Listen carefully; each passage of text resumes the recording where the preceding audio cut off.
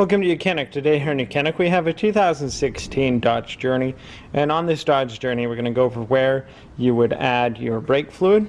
Fluid reservoir is right here next to the firewall on the left side of the vehicle, driver's side, and this is the reservoir itself. So to add brake fluid, or to add, we've got markers here at the bottom and the top of our min max.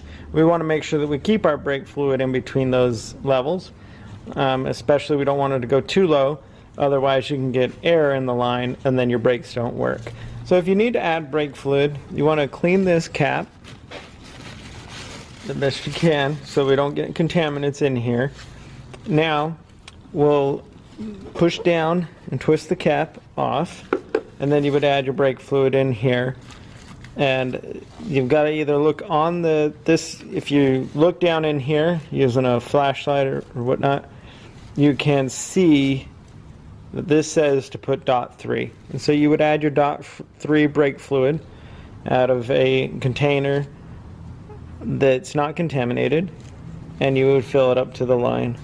Now if you're going to be doing a brake service change, you may not want to top this off right yet. Just because when you push those calipers back, this will raise up, and so you may not want to be topping this off right yet if you're doing a brake service.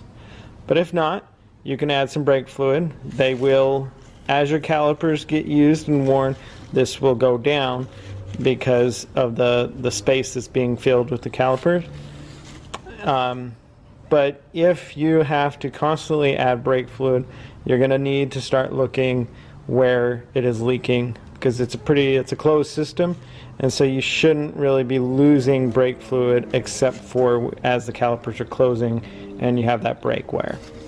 And so then once you've added your brake fluid, then you'll just take the cap and you will put it on and make sure that it is tight and to keep all the moisture out of it. Thanks for watching YOUCANIC, where you can be the mechanic.